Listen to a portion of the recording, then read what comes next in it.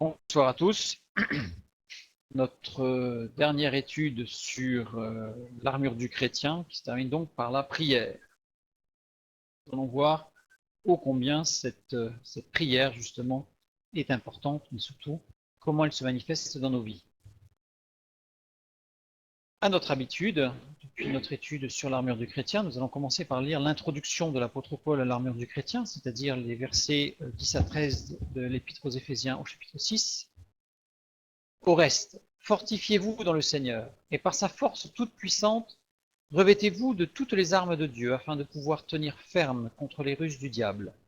Car nous n'avons pas à lutter contre la chair et le sang, mais contre les dominations, contre les autorités, contre les princes de ce monde de ténèbres, contre les esprits méchants dans les lieux célestes. C'est pourquoi prenez toutes les armes de Dieu, afin de pouvoir résister dans le mauvais jour et tenir ferme après avoir tout surmonté. Ensuite, l'énonciation pour en parler de l'armure du chrétien, de toutes les armes.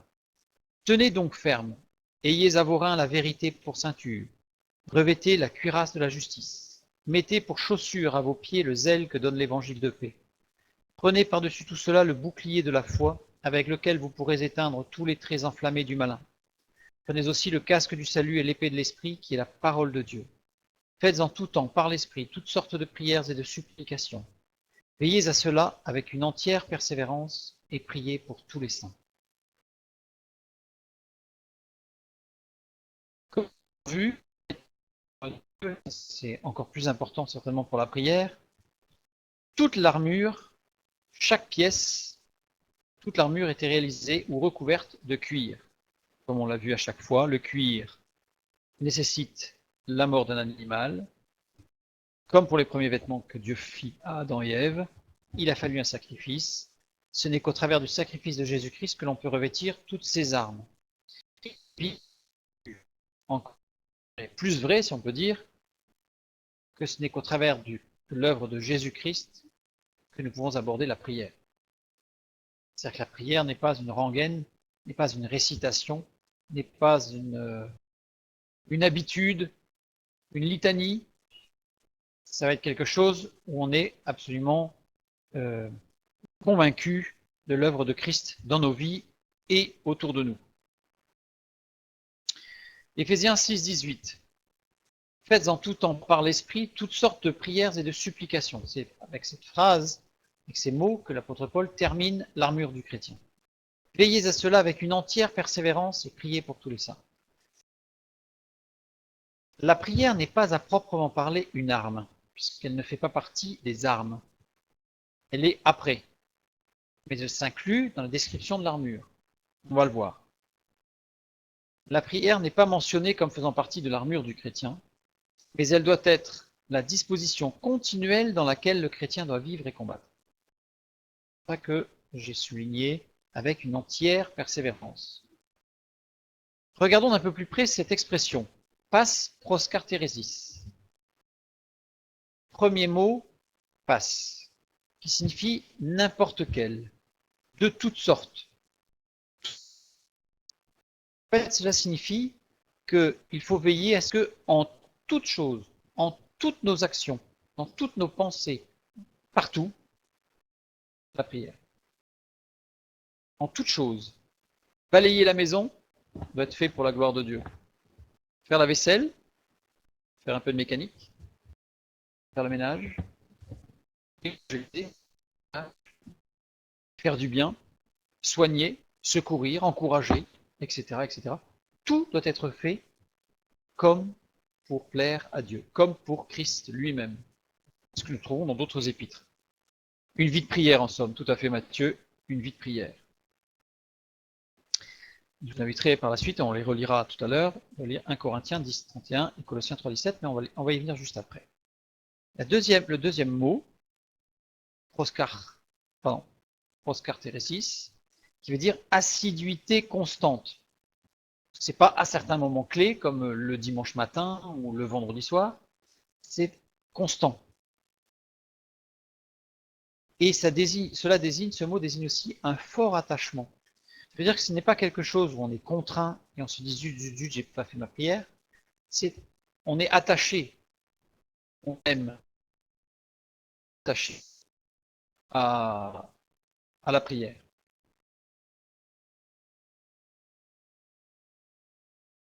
Ce mot n'est utilisé qu'une seule fois. Ce mot n'est utilisé qu'une seule fois. La parole de Dieu. Dans Éphésiens 6, 18. Alors, on va le décomposer. Proskartérésis. Pros, avantage de, avec, près de, en considération de. Et cartéréo, être constant, justement, se montrer ferme. Ça rejoint l'introduction de l'armure, tenez donc ferme. Quand on lit pros à l'avantage de, avec, près de, en considération de, après deux, on met quoi? Dieu, bien entendu. La prière, c'est à l'avantage de Dieu, pas au nôtre. C'est avec Dieu. On va le voir à la fin de notre méditation, ce n'est pas forcer Dieu, c'est avec lui. Nous sommes près de Dieu, près de lui. En considération de quoi? En considération du plan de Dieu, du dessein de Dieu. Tout ça, on va l'expliciter tout au long de la soirée. Donc, ce montre quelque chose où on est très proche de Dieu, pas un effort très désagréable. Au contraire, il y a un fort attachement. Donc, on aime, on a envie d'aller toujours plus près. Et se prendre des décisions et s'y tenir. Cartéréo, lui, est utilisé qu'une seule fois. Aussi. Donc, on a vu que proscartérésis n'est utilisé qu'une seule fois et cartéréo n'est utilisé, et lui aussi, qui est la racine de ce mot, n'est utilisé qu'une seule fois. Il est utilisé dans Hébreux 11, 27, où on y lit « C'est par la foi qu'il quitta l'Égypte sans être effrayé de la colère du roi, car il se montra ferme comme voyant celui qui est invisible. » Il faut que dans nos prières, nous soyons fermes comme voyant celui qui est invisible. C'est-à-dire qu'en fait, il est là, convaincu qu'il est là. Il est avec nous, il est près de nous, et il ne nous quitte pas. Nous pouvons le quitter, mais lui ne nous quitte pas. Et cartéréo vient de Kratos, Kratos qui signifie une force souveraine, une réalisation du pouvoir. Il n'est pas suffisant pour le chrétien de connaître l'ennemi, ni de se revêtir de la meilleure armure qui soit. Voilà. Goliath, Saül le revêt de la plus belle, de la meilleure armure qu'il y ait à cette époque-là, et David comprend bien que ce n'est pas ça qui lui donnera la victoire. La victoire, elle est ailleurs, elle n'est pas dans l'armure. Donc, on a beau, il n'est pas suffisant, c'est-à-dire qu'il est quand même nécessaire, mais il n'est pas suffisant pour le chrétien de connaître l'ennemi, ni de se revêtir de la meilleure armure qui soit. Cela est sans efficacité si le soldat ne possède pas la force nécessaire pour faire face à l'adversaire en utilisant ses armes. Ça veut dire qu'il est évident qu'on a beau se revêtir de toutes les armes, il est totalement inimaginable d'être efficace sans la prière. En fait, c'est une sorte de boucle. Tenir ferme, c'est la prière. Tenir ferme, c'est la prière. La prière, il a caché derrière son armure. On peut imaginer un soldat, c'est pas une force, un peu de muscle. On le revêt d'une armure, qu'est-ce qu'il va faire? L'armure a beau être la plus efficace possible, s'il n'a pas les jambes, les bras, les pectoraux, les abdominaux, etc. pour bouger, il ne fera rien. Il ne fera rien.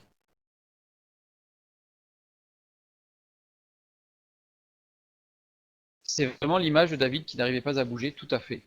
Tout à fait, pour reprendre la même image. La prière est l'expression de notre attachement à Dieu en restant constamment près de lui pour sa gloire, en considération de son dessein en toutes choses. Attachement, pas bien là, attachement, ce qu'on retrouve ici. Constamment, on le retrouve ici. Assiduité, être constant. Près de lui, on le retrouve ici. Pour sa gloire, ici, à l'avantage d'eux. En considération de son dessein, nous l'avons là. En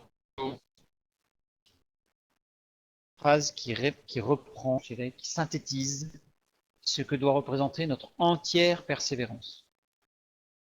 C'est un attachement à Dieu, constamment près de lui, pour sa gloire à lui, en considération de son dessein en toute chose. Toute chose, c'est la plus simple, la plus vile, la plus, entre guillemets, bête, jusque la plus complexe, la plus engagée dans le service pour Dieu. Tout doit être fait pour sa gloire à lui.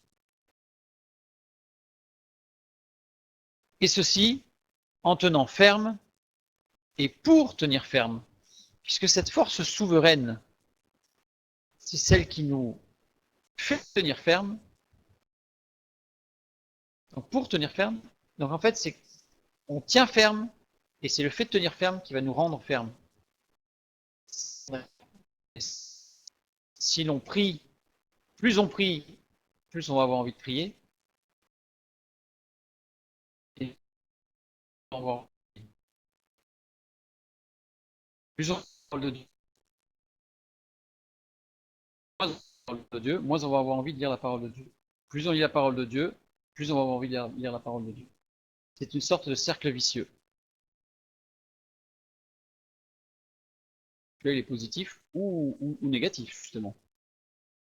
Et tout ça pour la victoire. Tout ça pour la victoire. Que cette entière persévérance nous mène à la victoire. C'est la prière. On a beau être vrai, on a beau être juste, on a beau être revêtir la justice, on a beau être zélé, si on n'a pas la prière, nous serons comme un raisin, une cymbale qui résonne. On résonne, mais on ne fait pas de mélodie. On ne porte rien. Continuons. Nous reprenons notre texte, Éphésiens 6, 18. Faites en tout temps par l'Esprit toutes sortes de prières et de supplications. Veillez à cela avec une entière persévérance et priez pour tous les saints. Toutes sortes de prières. Prières, proseuche, proseuke. Nous retrouvons pros, comme tout à l'heure. N'importe lequel, de toutes sortes, toutes choses. Donc c'est en tout domaine, une fois de plus, comme pour insister, toi, vraiment, la moindre activité, la moindre pensée, la moindre parole, le moindre souffle doit être fait dans un esprit de prière. 1 Corinthiens 10, 31 que lisons-nous, ce que nous avons fait la référence tout à l'heure. Soit donc que vous mangiez, soit que vous buviez, soit que vous fassiez quelque autre chose, n'importe quoi d'autre. Changer. Ben, il y a presque des choses nécessaires. Faites tout pour la gloire de Dieu. Pas en rendant grâce. Tout doit être fait dans un esprit pour rendre gloire à Dieu. On ne fait pas n'importe quoi. C'est-à-dire que pour manger, on ne va pas manger n'importe quoi, parce que nous sommes le temple du Saint-Esprit, nous n'allons pas abîmer notre corps en mangeant n'importe quoi. Nous n'allons pas manger n'importe comment, les doigts, en enfin, des choses qui sont à faire dans le respect de la présence de Dieu.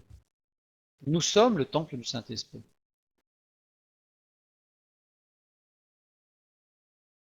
La deuxième partie du mot, euké, vient du mot eukomai, du verbe eukomai, qui veut dire prier. Jusque-là, tout va bien.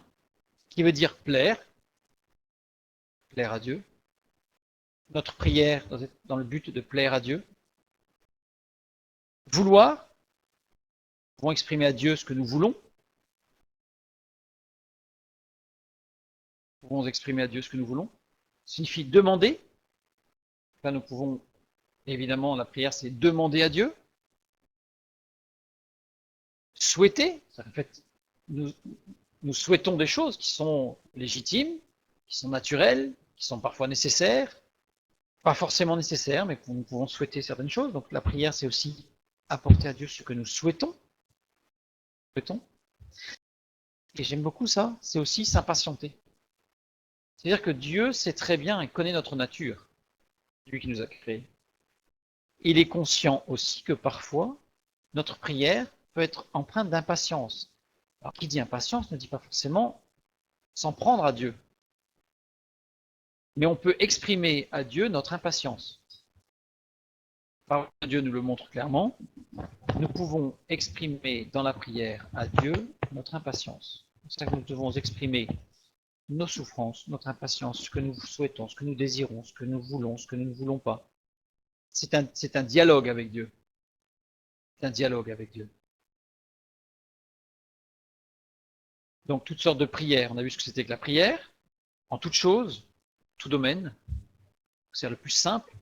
On peut exprimer des choses aussi simples que d'avoir envie, pas moi, de changer de voiture, changer de maison, j'en sais rien, repeindre la maison. Ça, on peut l'exprimer à Dieu. C'est simple, en toute chose. On fait des choses complexes. Évidemment, tout ce qui nous plaît et qui est pour le service de Dieu, évidemment, l'apporter à Dieu aussi. Donc, toutes sortes de prières et de supplications. D6. D6, qui veut dire demande face à un besoin concret et un besoin plus ou moins urgent. Il y a une notion d'urgence, de nécessité. Donc, c'est évident que nous avons à apporter à Dieu nos besoins. Nos besoins. Il les connaît. C'est bon. Mais cependant, la prière sert aussi à apporter à Dieu nos besoins.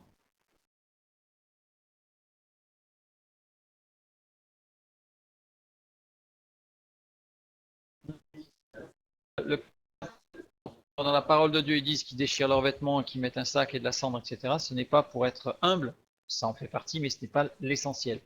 L'essentiel, c'est d'exprimer, et on va le voir dans la prière, la nécessité d'un acte physique. Dans la prière, ne se situe pas que dans les pensées, ne se situe pas que dans l'esprit, ne se situe pas que dans l'âme, elle se situe aussi dans le corps. On va le voir à la fin. On va le voir à la fin.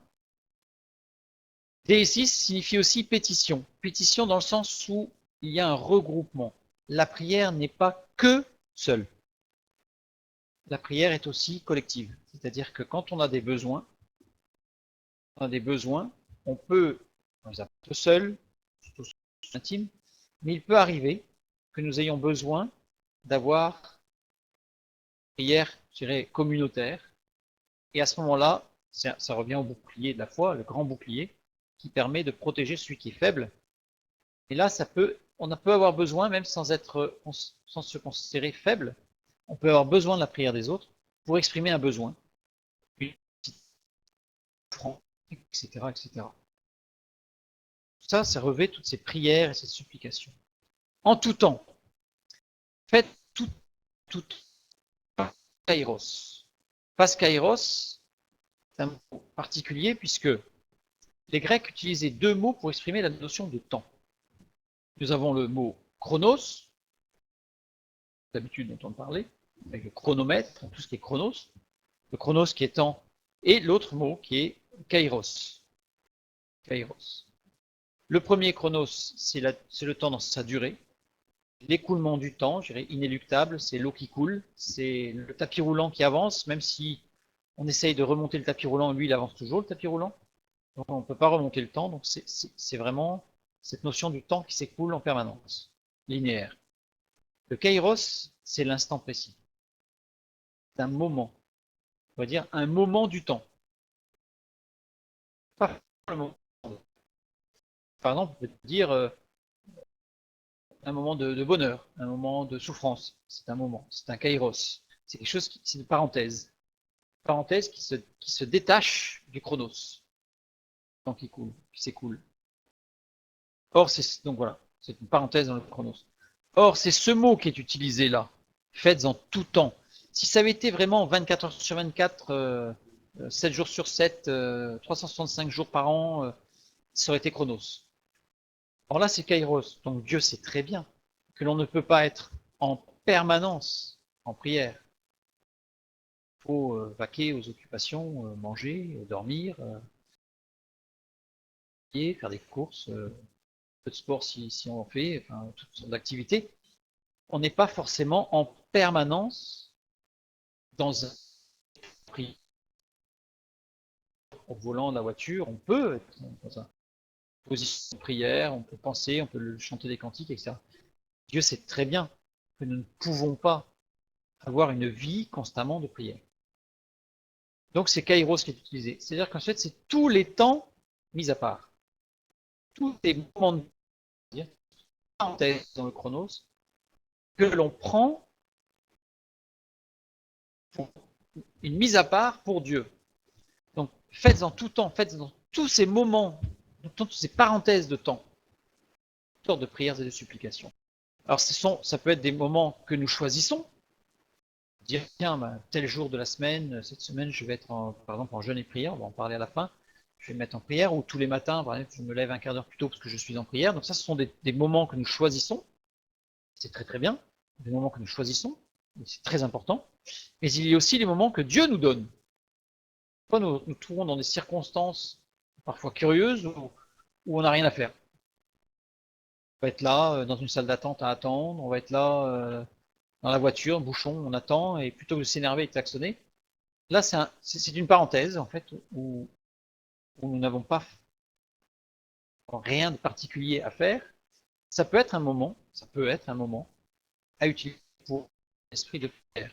On va le voir un petit peu au fur et à mesure de la soirée, que la prière n'est pas forcément se mettre à genoux et fermer les yeux et se concentrer sur sur la parole avec Dieu. En tout cas, c'est vraiment cette armure du chrétien ne peut être totalement à partir du moment où peut être totalement efficace qu'à partir du moment où nous sommes dans cette vie de prière en tout temps, ayant bien à l'esprit kairos, quand nous ayons des moments vraiment privilégiés dans notre relation avec Dieu. Il est évident que Dieu nous demande de ne pas en avoir une fois à Noël et une fois à Pâques. Ces moments de temps, là, comme on peut dire, ce kairos, c'est quelque chose qui doit être, puisque nous sommes attachés, on l'avait vu, avec une entière persévérance, ça nous nourrit, c'est une entière persévérance. D'ailleurs, on dit parfois que la prière, c'est la respiration de l'esprit. Et très très avoir besoin. Et bien notre esprit a besoin de la prière de la même.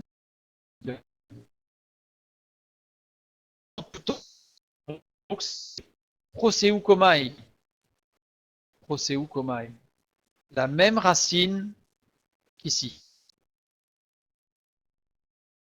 En fait, si on avait voulu vraiment traduire en français, ça aurait été très lourd, mais ça aurait été prier, prier dans ces moments, dans ces temps mis à part, prier par l'esprit toutes sortes de prières. C'est un peu redondant. Du coup, dans le texte, ils ont mis faites en tout temps par l'esprit toutes sortes de prières. Mais il y a une insistance sur la prière. Puisqu'on a 3 fois, on a 4 fois même la prière dans le verset qui suit l'armure du chrétien. Le premier mot, c'est prier, une sorte de prière, de supplication, on a vu, des 6. Veillez à cela avec une entière persévérance, c'est prier, 4 fois la prier dans prier pour tous les saints, on a Dei6. Donc on a 2 fois Proseuke, 2 fois Dei6. Donc il y a autant, il y a la même, je dirais, la même importance est mise sur notre prière personnelle, dans notre relation avec Dieu, que dans notre prière, je dirais, communautaire et pour et avec les autres. Faites par l'esprit toutes sortes de prières. Il y a 3 axes de la prière. Il y a, on va dire, 3 prières différentes. Il y a la prière, on va appeler la prière de demande, on va implorer, on va supplier, on va pleurer devant Dieu, c'est la prière. Et la louange et l'adoration. On ne va pas expliciter tout de suite, on va y revenir juste un peu après, beaucoup plus en détail. Donc toutes sortes de prières, c'est les 3 axes de la prière. 3 axes de la prière. Justement, il y avait la prière, la louange et l'adoration. La prière, c'est ce qu'on a vu. Prier, plaire, vouloir, demander, souhaiter, s'impatienter. C'est-à-dire que la prière, c'est vraiment une expression de notre ressenti, de nos besoins, de notre souffrance, de notre joie à Dieu. Qu'est-ce que la louange? La louange, c'est remercier Dieu pour son action. Son action d'hier, ce qu'il a fait pour nous. L'action d'aujourd'hui, puisqu'il nous maintient en vie, parce qu'il est présent, parce qu'il nous a fait des promesses. Ça, c'est aujourd'hui. Et justement, ces promesses auront un accomplissement demain. Ça veut dire que nous remercions Dieu pour son action de demain. Ce il accomplira tout ce qu'il a promis pour nous. Donc la louange, c'est remercier Dieu pour son action, d'hier, d'aujourd'hui et de demain, dans nos vies et autour de nous, son peuple, Israël, ce qui s'est passé dans la parole de Dieu, etc., etc. Et l'adoration, c'est quelque chose que souvent on a du mal à définir. Souvent l'adoration, on le met un peu dans la louange. L'adoration, c'est remercier Dieu pour son action. L'adoration, c'est glorifier Dieu pour ce qu'il est. Il est bon, il est fidèle, il est amour. Et maintenant, juste une question, vous y répondrez chacun, bien sûr, nous y répondrons tous, chacun dans notre cœur. Depuis quand n'avons-nous pas adoré Dieu?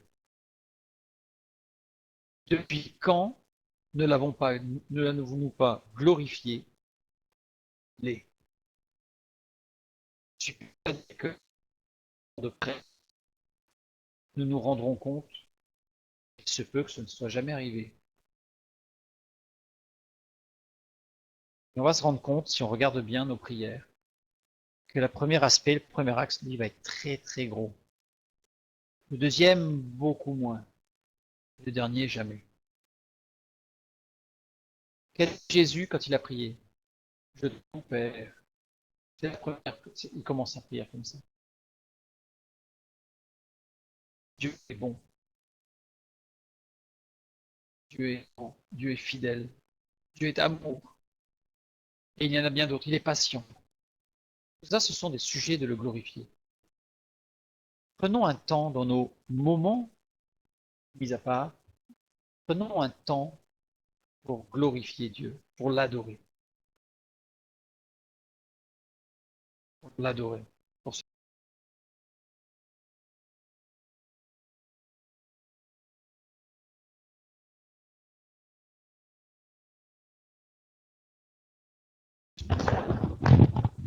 Et la relation, effectivement, c'est rare parce que c'est peut-être aussi ce pourquoi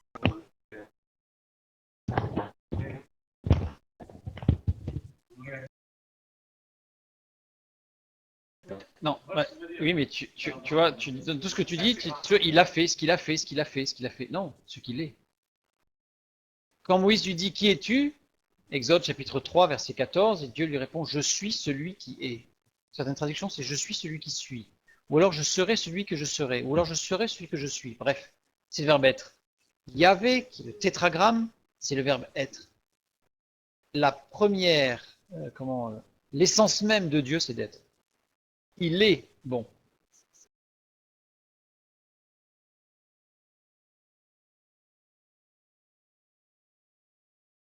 C'est, faites-le, faites-le dès ce soir, tout à l'heure et demain matin, et vous verrez comme votre vie de prière va d'un seul coup exploser.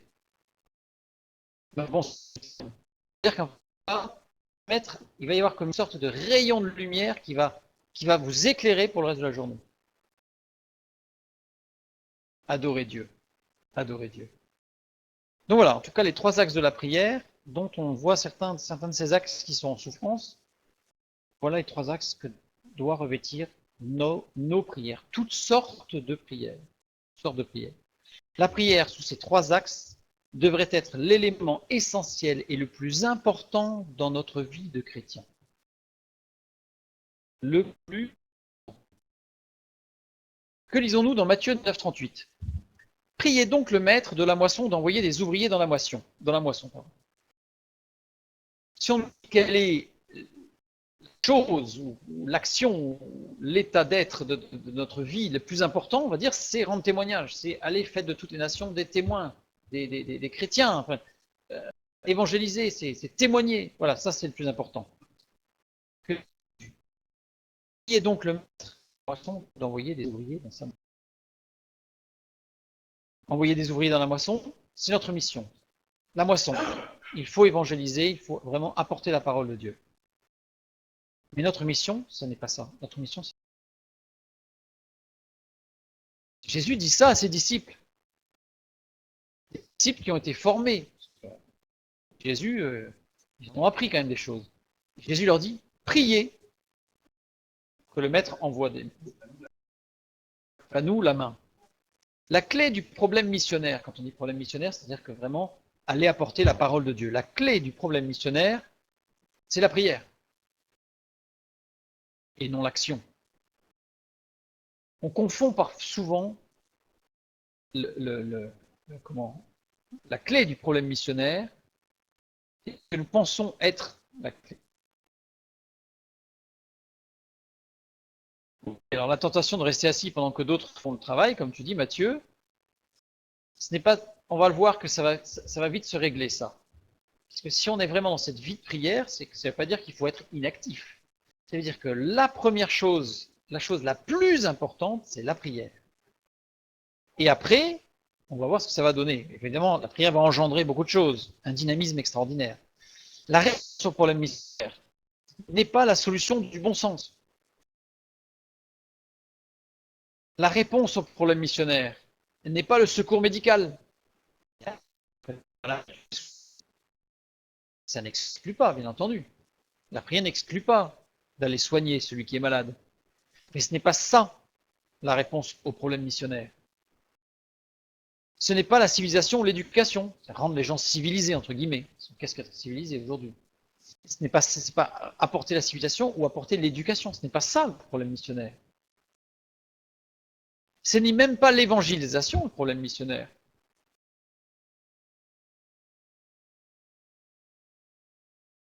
La clé du problème missionnaire est entre les mains de Dieu. C'est Dieu qui gère, c'est Dieu qui agit.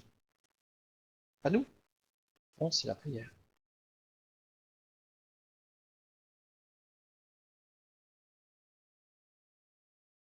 Oui, mais parce que la clé, on va le voir un peu plus loin, et pourquoi et comment, mais c'est la prière. Rendre témoignage, mais c'est avant tout la prière. Dieu ne nous demande pas d'évangéliser à tout va. Dieu nous demande, je dirais presque entre guillemets, si je peux dire, en exagérant, de prier à tout va. C'est-à-dire que vraiment cette communion avec Dieu dans cette prière.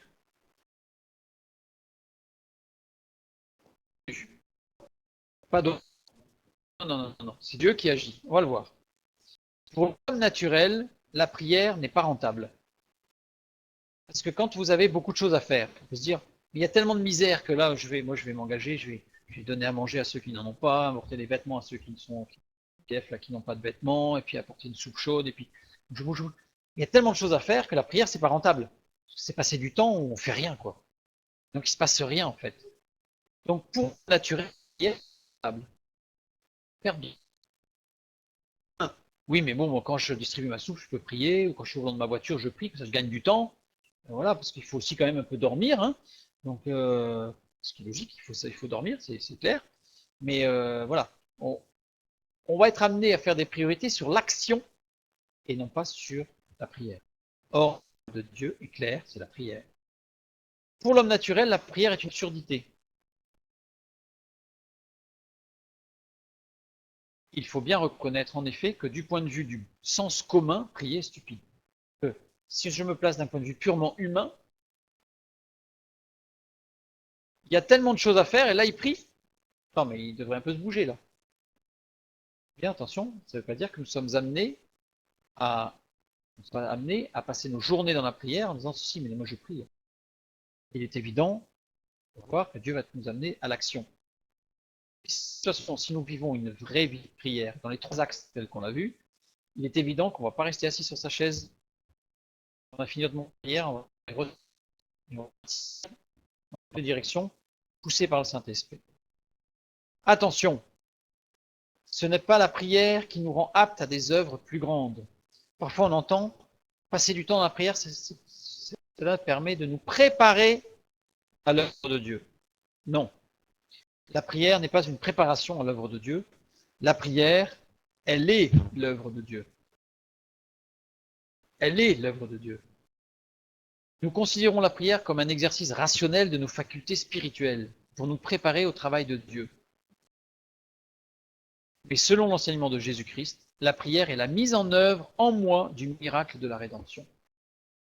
La prière est l'œuvre de Dieu, du verbe être. Est-ce que Dieu entendra plus la prière d'un petit enfant,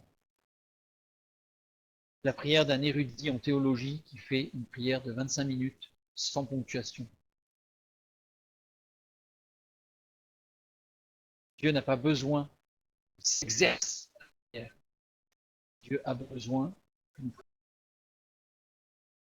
Et faire très attention, ce n'est pas la prière qui nous rend aptes à des œuvres plus grandes, c'est une œuvre extraordinairement grande que Dieu nous permet de vivre quand nous prions. Parce que la prière est le résultat de la rédemption. Sans la rédemption,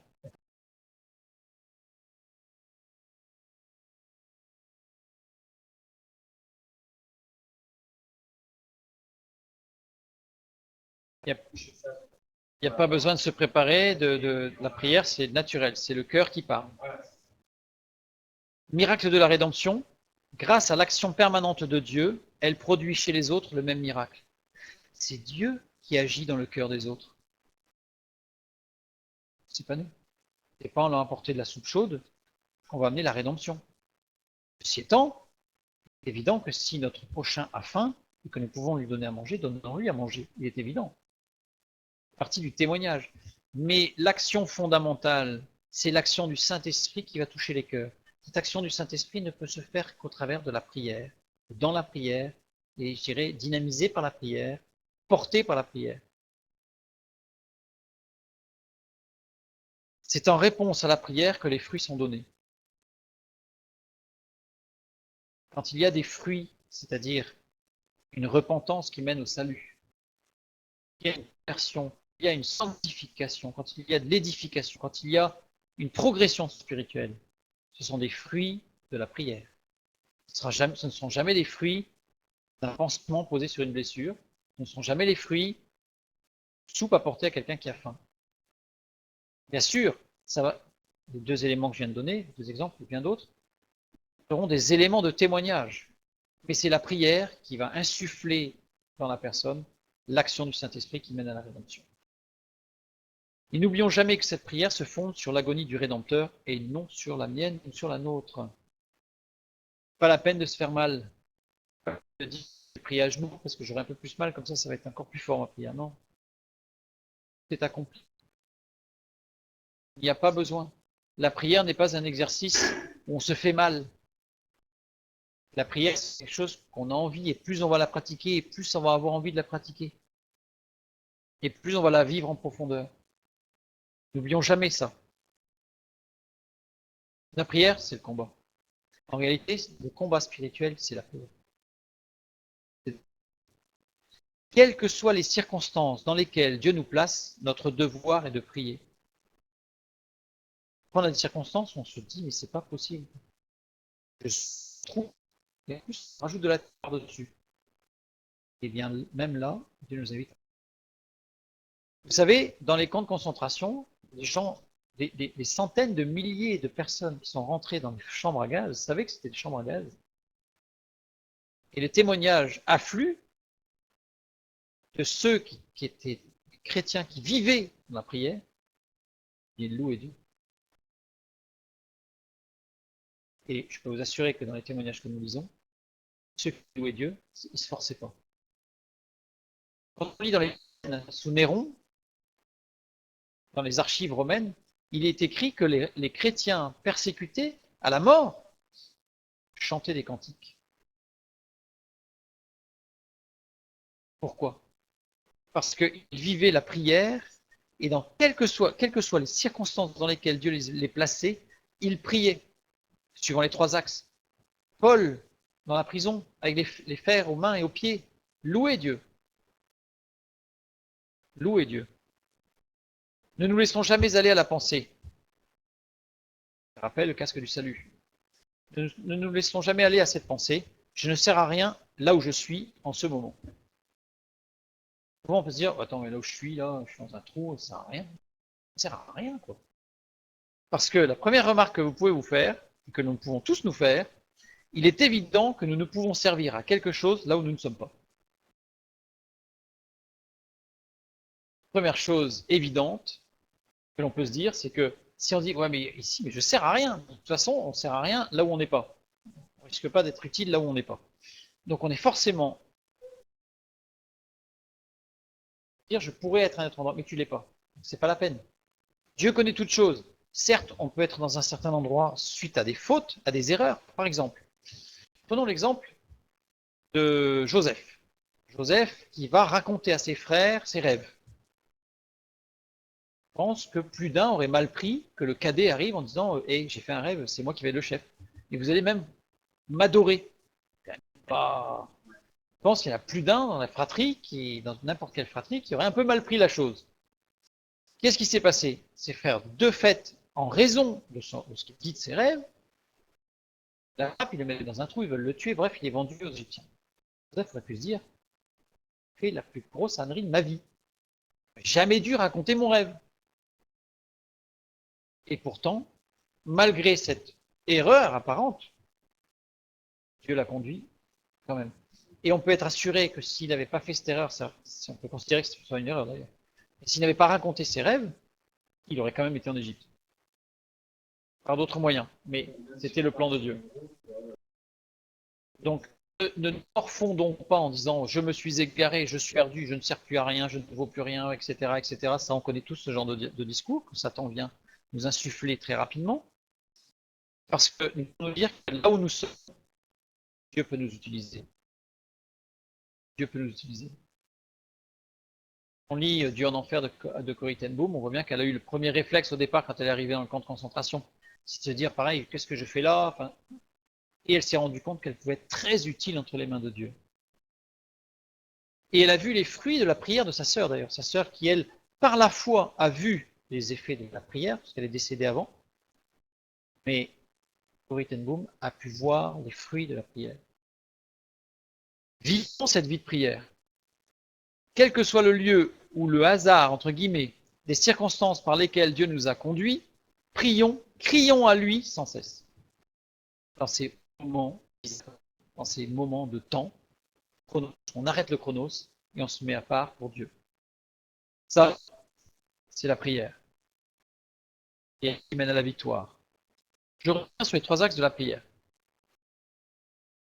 Les Inuits ont 18 mots différents pour nommer la neige. Pourquoi? Parce que pour eux, toute leur existence est liée à la neige. Si elle est un peu molle, fondue, collante, s'il tombe de la neige, si elle gèle, ça veut dire qu'ils vont aller chasser, pas chasser, déménager parce que la banquise risque de fondre. Bref, tout dépend, toute leur vie dépend de la neige. Et 18 mots différents pour décrire les états de la neige. Prends la parole de Dieu, il y a 15 mots différents en hébreu et en grec pour parler de la prière. 15 mots pour parler de la prière. Nous, nous en avons un, peut-être 3 à la limite. Prière, louange, adoration. Mais on en utilise en réalité quasiment que 1, voire 2, le troisième jamais. La parole de Dieu nous donne 15 mots. 15 mots différents. La prière est à l'esprit ce que le mouvement est au corps, ce que le souffle est à la poitrine. Elle est la manifestation de la vie. Celui qui n'a pas de prière, pas de vie de prière, ne peut pas manifester la vie de l'esprit. C'est impossible. C'est impossible. Un esprit sans souffle est inanimé. Un esprit sans prière est un esprit détaché des conditions spirituelles de son existence. Il n'y a pas la manifestation de la vie spirituelle. Dire que celui qui ne prie pas est mort spirituellement. Il dit qu'il ne manifeste pas la vie de l'esprit. Pas possible. Et si nous voulons une vie victorieuse, non seulement il faut l'armure, mais il faut cette vie de prière qui mène à la victoire, comme on l'a vu tout à l'heure. C'est la prière qui donne aux armes de l'armure toute leur efficacité. La ceinture de vérité, la cuirasse de la justice, le casque du salut, les chaussures du zèle, le bouclier de la foi, l'épée de l'esprit, tout cela ne peut être efficace que par la prière. Et ils ne seront utiles que si nous prions. On peut se revêtir. Si on ne prie pas, il n'y aura aucune efficacité.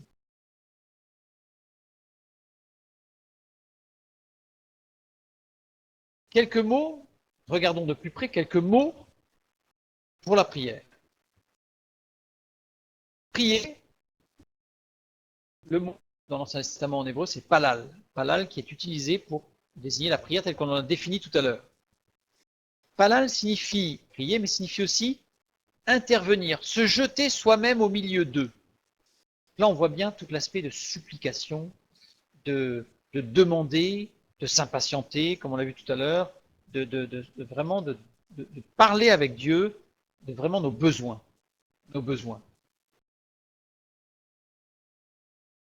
Ce verbe est toujours au radical itpael, c'est-à-dire que on appelle aussi l'intensif réciproque ou l'intensif réfléchi. Cela exprime toujours une action réciproque, c'est-à-dire qu'on s'adresse à Dieu.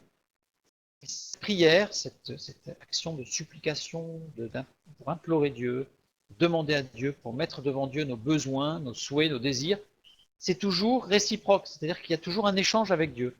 Ce ne sont pas des ordres que l'on donne à Dieu, mais c'est une expression et Dieu va y répondre d'une manière ou d'une autre. C'est l'idée du dialogue, tout à fait. L'idée du dialogue. Prenons d'autres mots maintenant. Qui expriment la louange, le remerciement, l'action de grâce. Donc vraiment, ce que nous, on devait définir par louange. Yada. Yada qui veut dire louer. Il veut dire aussi jeter à terre, abattre. Yada, c'est louer, mais ça signifie aussi jeter l'ennemi à terre, abattre l'ennemi. Ranan. Ranan signifie louer, mais aussi triompher et vaincre. Triompher et vaincre. Louer signifie aussi, dans l'emploi de Ranan, triompher et vaincre l'ennemi. Shabar.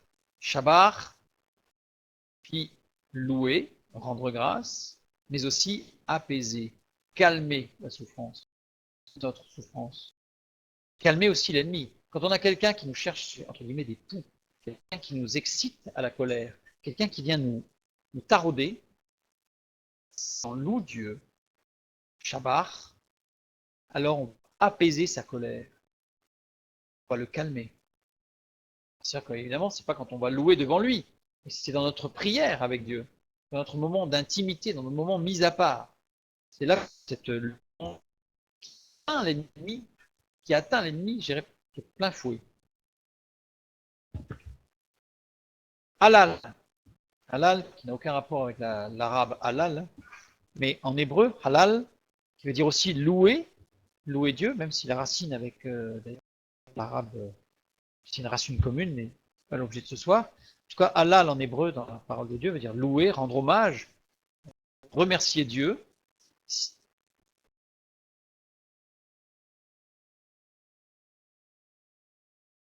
Oui, tout à fait. Oui, tout à fait. Donc, halal signifie entreprendre et transpercer, frapper. Quand on dit louer Dieu, quand on se verbe halal, ça veut dire entreprendre et transpercer, frapper l'ennemi. Frapper l'ennemi. Toda. Toda qui veut dire aussi louer, rendre grâce. Ça ne veut pas dire adorer. Hein. Ces mots-là, c'est vraiment la louange. Signifie aussi confession. Que louer Dieu, ça intègre toute la partie de notre confession. Quand on chante, par exemple, certains cantiques, c'est une louange à Dieu, mais on exprime toute notre humilité, notre faiblesse parfois. Donc, la confession, c'est aussi une part de victoire. Seker, qui est aussi louer, rendre grâce, signifie mémoire, souvenir. Souvenir de quoi? Souvenir de ce que Dieu a fait pour nous. Quand il y a des choses qui sont des choses de souffrance, qui peuvent nous venir en mémoire, marquer notre mémoire et nous empêcher de progresser, à ce moment-là, la louange de nous libérer de cette mémoire négative. Et adorer. Verbe, c'est-à-dire adorer. Deux. Premier, c'est shacha. Shacha, qui signifie adorer. C'est glorifier Dieu. Il signifie abattre. Abattre l'ennemi. Un autre mot, atar, tar, qui lui aussi signifie adorer, qui signifie aussi encens, odeur. Là, c'est en lien avec tout le Lévitique.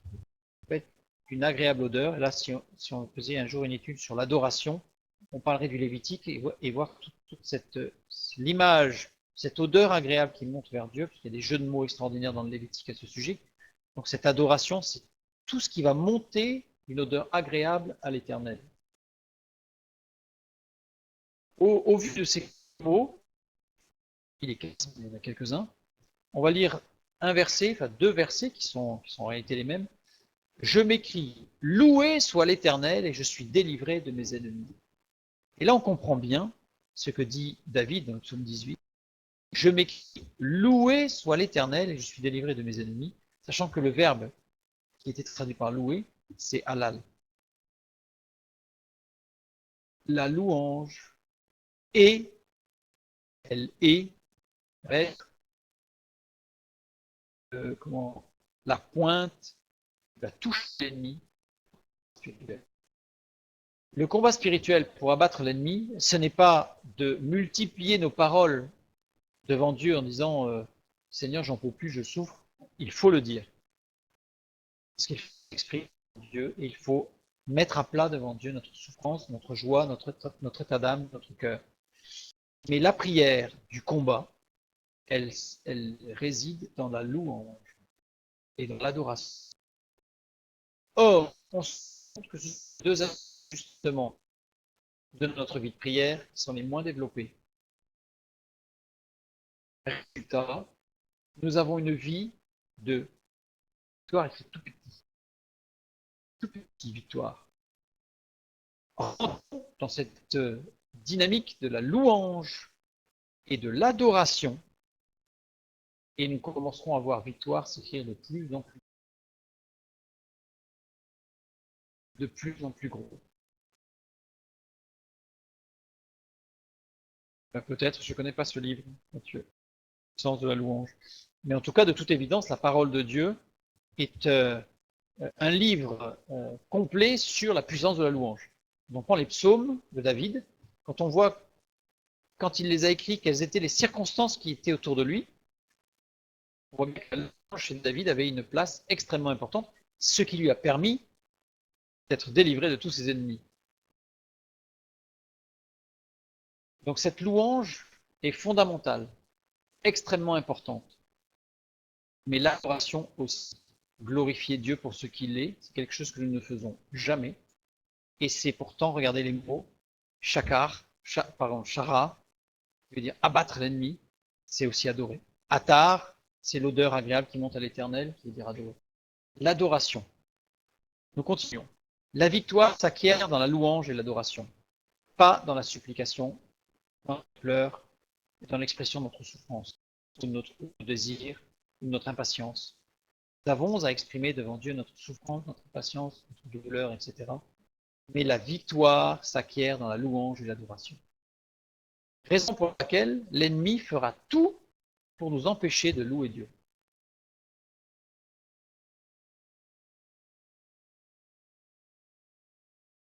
Alors, si on n'arrive pas à louer juste après, on va le voir juste sur la diapositive, enfin 2 ou 3 diapositives après, sur quand on n'arrive pas à exprimer cette louange parce qu'on est dans un état de souffrance, dans un état dépressionnaire, je dirais, sans parler de dépression, mais même de dépression, il y a des moments où on ne peut pas exprimer, on ne peut plus exprimer. Et à ce moment-là, Dieu nous a donné des solutions. Je reprends Éphésiens 6,18. Faites en tout temps par l'Esprit toutes sortes de prières et de supplications. Veillez à cela avec une entière persévérance et priez pour tous les saints. Par l'Esprit. Alors là, point d'interrogation. On a vu un petit peu tous les mots de ce verset-là, qui sont extrêmement profonds, dynamisants, dynamiques. Mais maintenant, en tout temps, par l'Esprit. Qu'est-ce que cela peut signifier par l'Esprit? Lorsque notre corps est à jeun, là c'est physiologique. On ne va pas rentrer dans le détail parce que ça mériterait une étude particulière sur le jeûne et prière, mais on va un petit peu l'aborder. Lorsque notre corps est à jeun, les informations sensorielles qui vont au cerveau sont limitées. C'est-à-dire que quand nous sommes à jeun, la dynamique sensorielle et la gestion du cerveau de tous nos sens est diminué. Ce qui permet à la sensibilité spirituelle d'être plus aiguisée. Je résume, je ne vais pas rentrer dans le détail ce soir, parce que tout ça, ça s'explique.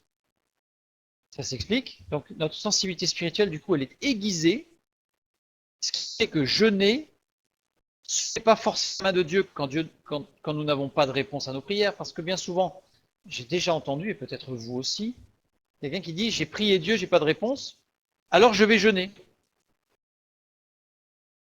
Comme si j'ai demandé à Dieu telle chose, j'ai pas eu de réponse, donc je vais jeûner, comme si la jeûne permettait d'avoir une prière encore plus forte, comme si on avait fait un bras de fer avec Dieu en fait. J'ai prié entre guillemets normalement, et Dieu, j'ai pas réussi à plier son bras, alors je vais jeûner que ce sera encore plus fort. C'est pas la peine. Là, c'est une incompréhension totale de ce que c'est que le jeûne, total. Le jeûne, c'est quoi? C'est se placer volontairement à l'écoute du maître pour savoir que demander ou que faire. C'est-à-dire qu'à partir du moment où notre sensibilité spirituelle est aiguisée, c'est-à-dire qu'elle est beaucoup plus sensible à notre esprit, à ce que l'esprit de Dieu peut dire à notre esprit, à ce moment-là, on se met dans une position humble. J'ai besoin de ta réponse. J'ai besoin de ta réponse. Donc on se met à l'écoute du maître. On se met à part dans un instant privilégié avec notre Dieu. Celui qui dirait, je jeûne, mais comme je n'ai pas le temps de prier, je jeûne, mais je prierai dans la voiture. Côté là. Il faut être dans le jeûne et la prière, c'est mettre ses sens de côté. C'est se mettre à part, non seulement dans le temps, mais je dirais presque dans le corps. C'est mettre le corps un peu en veilleuse, pour pouvoir spirituellement être plus ouvert à ce que le Saint-Esprit peut nous dire. Donc le jeûne et prière, ça fait partie des choses où on peut dire faites en tout temps par l'Esprit. Quand on a vu en tout temps, c'était vraiment des kairos, des moments précis mis à part, des temps mis à part. Ça peut être le temps de jeûne et prière, où à ce moment-là, par l'Esprit, on va être amené à faire toutes sortes de prières et de supplications, c'est-à-dire prière, louange, adoration. Donc ça peut être l'un des aspects de cette prière par l'Esprit, de ce temps, en tout temps par l'Esprit. En tout temps, on a vu que c'était Kairos, justement, ce moment mis à part. Donc ça insiste bien sur cette possibilité que Dieu nous a donnée au travers du jeûne et prière. Hein. Par exemple, souvent, quand je parle du jeûne, on me dit oui, mais quand Jésus a dit ses disciples ont été chasser le démon du jeûne épileptique, et puis ils n'ont pas réussi, et donc ils ont été chercher Jésus, ils lui ont dit Jésus, on n'a pas réussi. Et Jésus de répondre en effet, parce que ce n'est que par le jeûne et prière que ce démon peut sortir. Dans la traduction littérale, c'est une étude encore à mener, dans la traduction littérale, il n'est pas écrit dans le texte original que ce démon peut sortir. Ça, Jésus dit, ce n'est que par le jeûne et prière que vous auriez pu prier pour lui. Pourquoi? Parce que quand on étudie bien le texte, en fait, ce jeune homme avait deux problèmes. Il avait un problème de possession démoniaque, et deux, il avait un problème, il était malade, il avait des crises d'épilepsie. Ces crises d'épilepsie n'étaient pas dues à sa possession, il y avait deux choses. Et si les disciples avaient jeûné et prié, s'étaient mis à l'écoute de Dieu, alors ils auraient pu recevoir de Dieu qu'il y avait deux choses, ils auraient pu prier pour l'une, puis prier pour l'autre, et à ce moment-là, ils étaient délivrés, ce qu'a fait Jésus d'ailleurs. Voilà, fermons la parenthèse. Sur le jeûne et prière. Toujours par l'esprit, se fait dans tout temps par l'esprit, peut aussi désigner ce qu'on appelle la glossolalie, ce que disait Natacha tout à l'heure, c'est-à-dire le parler en langue. Alors, le parler en langue, souvent on entend dire que la glossolalie, c'est-à-dire le parler en langue, je ne parle pas du don des langues, hein, quelqu'un qui parle une langue qu'il ne connaît pas, mais parce que quelqu'un d'autre dans l'assemblée connaît cette langue, et puis donc c'est Dieu qui lui parle directement. Là, c'est vraiment dans notre culte personnel, le fait de parler en langue. Souvent, cette glossolalie, le mot un peu intelligent là, théologie pour parler de cela, est appelé aussi le baptême du Saint-Esprit. Et là, c'est une grossière erreur, puisque le baptême du Saint-Esprit intervient à la conversion.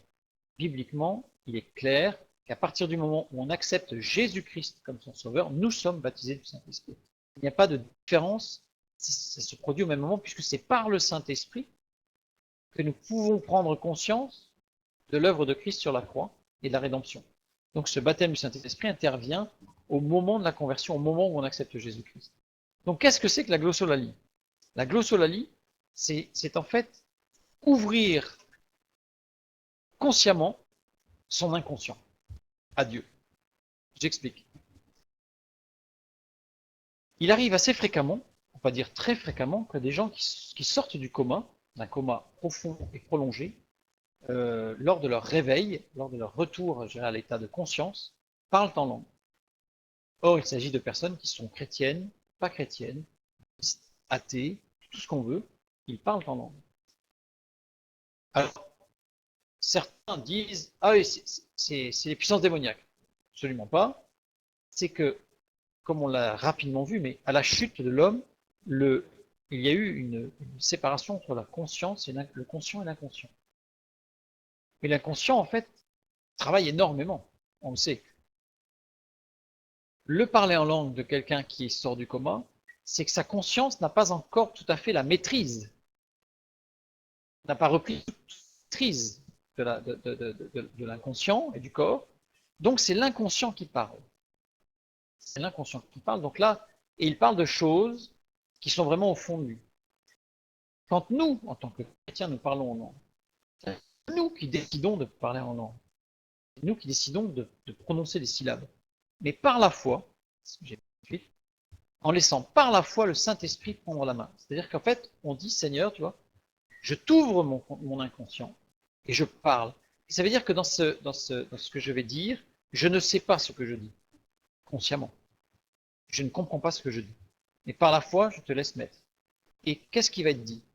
Ce sont des choses, cela peut être, des choses qui sont au plus profond de nous, qui nous ont blessés, dont on n'a même pas conscience. Tant au fond de nous-mêmes nous font extrêmement mal. Et à ce moment-là, le Saint-Esprit va nous permettre de les sortir, de parler, et ça va être un échange entre notre esprit et le Saint-Esprit en direct, sans qu'il y ait de rupture, sans qu'il y ait d'interférence, sans qu'il y ait de mélange avec ce que nous, on pourrait y ajouter par notre conscience, par notre barrage moral, comme on l'a vu quand on a étudié la ceinture de vérité. Cette glossolalie, c'est cela. Il se peut aussi que ce soit le Saint-Esprit qui nous conduise dans ce parler en langue pour nous amener à des louanges extraordinaires, à de l'adoration. Donc, comme on disait tout à l'heure, on n'est plus en mesure, parce que fatigué moralement, parce que dans un état de souffrance extrême ou dépressionnaire, on ne peut plus louer Dieu, quand on ne peut pas l'adorer, vraiment il y a une tristesse qui fait qu'à ce moment-là, parlons en langue. Le parler en langue, c'est pas la peine d'attendre que quelqu'un prie pour nous pour qu'on reçoive du Saint-Esprit. C'est nous qui décidons de parler et qui allons prononcer les syllabes, et par la foi on dit Seigneur, tu prends la main. Mais c'est nous, on s'arrête quand on veut. Quand quelqu'un dit je ne pouvais pas m'empêcher de m'arrêter, ça veut dire que c'est émotionnel, sentimental, c'est pas bon. C'est à côté. On n'est plus dans le spirituel. Le spirituel, c'est on garde toujours la totale maîtrise.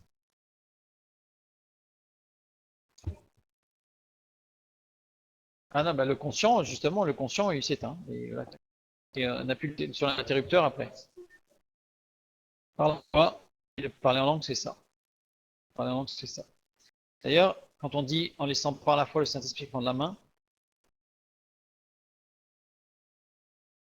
ah oui, on choisit, on est conscient de ce que l'on dit, on choisit les syllabes que l'on dit, mais à un moment donné, on laisse la main, ça veut dire qu'on n'y réfléchit pas, on dit Seigneur, tu prends la main, et là, on dit, entre guillemets, n'importe quoi. Et ce que je vous invite à faire, c'est dans la prière, c'est vraiment de le faire. Après, c'est une sorte d'exercice où on en prend après de l'aisance pour le faire. Et il se peut que de temps en temps, notre parler en langue change complètement. De sons, par exemple, qui sont très, je ne sais pas, gutturaux, vont passer à des sons qui vont être beaucoup plus doux. Et puis après, ça va revenir. Enfin, mais laissons faire, laissons aller.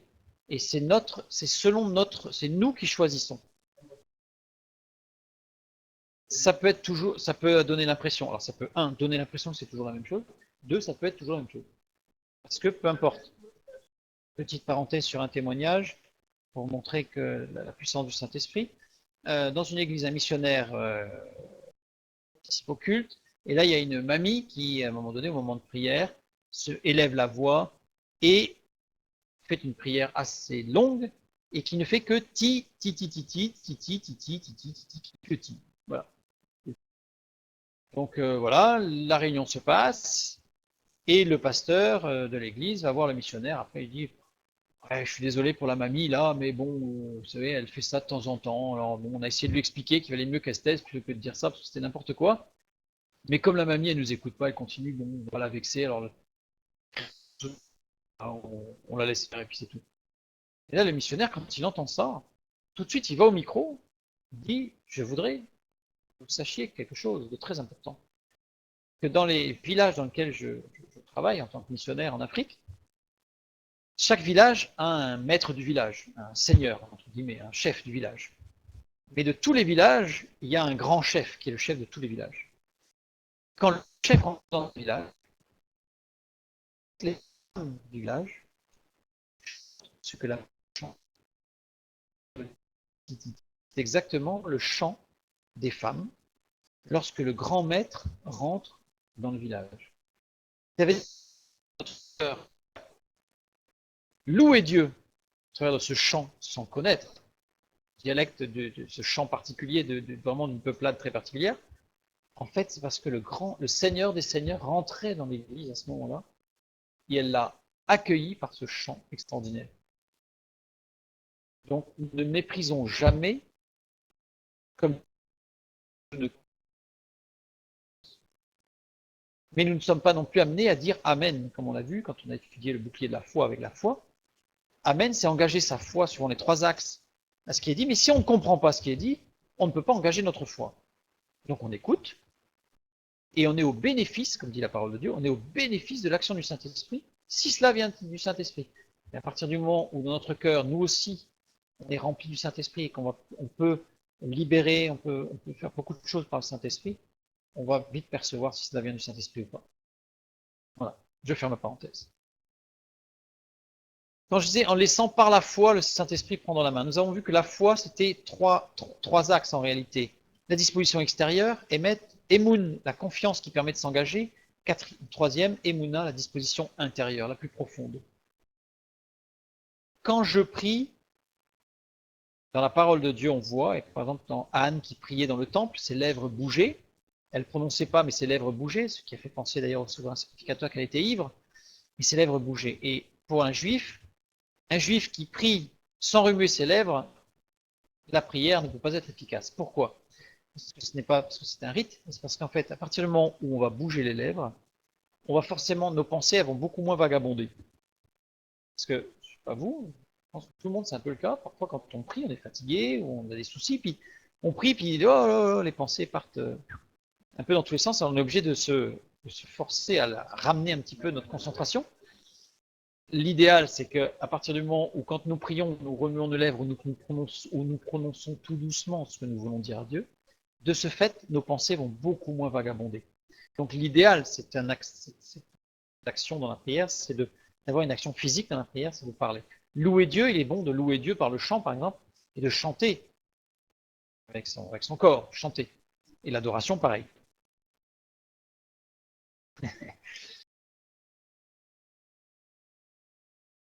La confiance qui permet de s'engager, on peut imaginer que c'est le souffle et que c'est la parole, en fait. C'est quelque chose qui permet de s'engager, c'est cette parole donnée, et Emouna, disposition intérieure, c'est l'intention profonde. Dans la prière, nous avons ces trois axes. Les lèvres, le souffle et l'intention profonde. Corps, âme, esprit. On a l'acte, la parole, la pensée. On a corps, âme, esprit. La prière est une action de tout notre être. Pas que l'esprit, ce n'est pas que l'âme, auquel cas ça serait sentimental.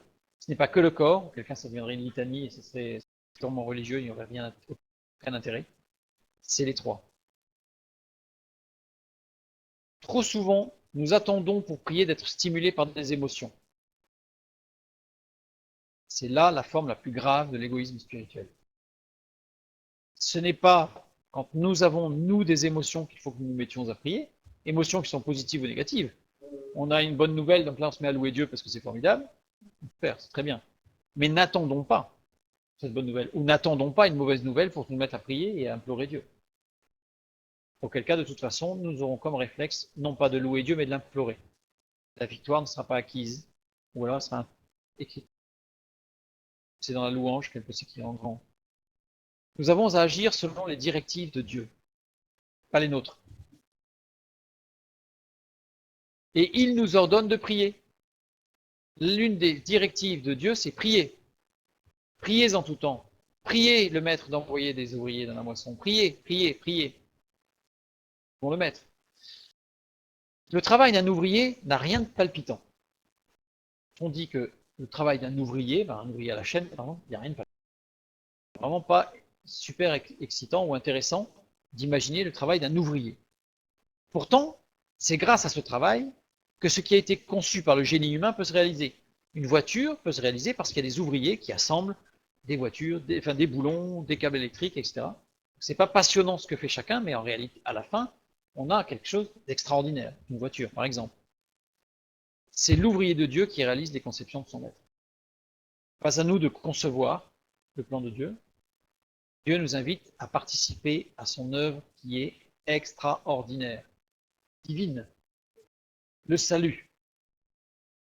Et le premier pas dans comment on va dire, ce travail collectif sous l'impulsion du Maître, c'est la prière. C'est la prière. Nous luttons dans la prière, les résultats se produisent. Si nous luttons dans la prière, il y aura des résultats, c'est sûr. Mais il ne faut jamais omettre la troisième partie, au moment choisi par Dieu. Bien souvent, on prie, on regarde, pas de résultat. C'est pas parce que nous ne voyons pas de résultat, pas de résultat. L'action de Dieu se fait en profondeur, inexorablement, inéluctablement. Le plan de Dieu avance. Et il avancera d'autant plus profondément que nous prions. Dans nos vies, mais aussi dans les vies de ceux qui nous entourent, de nos proches, de nos bien-aimés, etc., etc. Combien nous serons étonnés en découvrant, lorsque le voile se lèvera, c'est-à-dire lorsque l'on sera au ciel, lorsque nous serons finis avec cette voyage sur Terre, quand nous serons au ciel, nous serons vraiment étonnés en découvrant tout le travail réalisé par l'Esprit en nous par la prière, suivant les trois axes, par l'Esprit, avec un grand E. En fait, on va être, je pense qu'on sera extrêmement surpris de la profondeur de l'action de la prière dans nos vies. Et on sera extrêmement impressionné aussi par les âmes que nous aurons moissonnées simplement parce que nous aurons pris l'habitude de demander à Jésus-Christ ce que nous devions faire.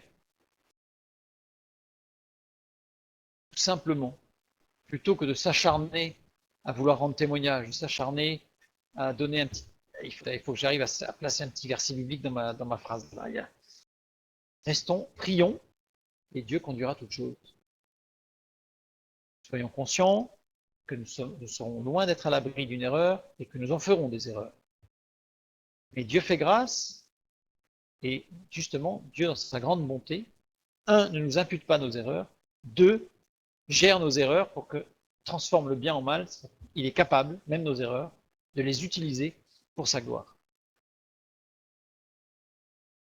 Que Dieu nous bénisse et que Dieu nous amène dans cette vie de prière puissante, profonde, sans jamais oublier, je vous invite à le faire, à commencer tous vos moments de prière, tous vos kairos, par l'adoration, puis la louange, et enfin, la prière.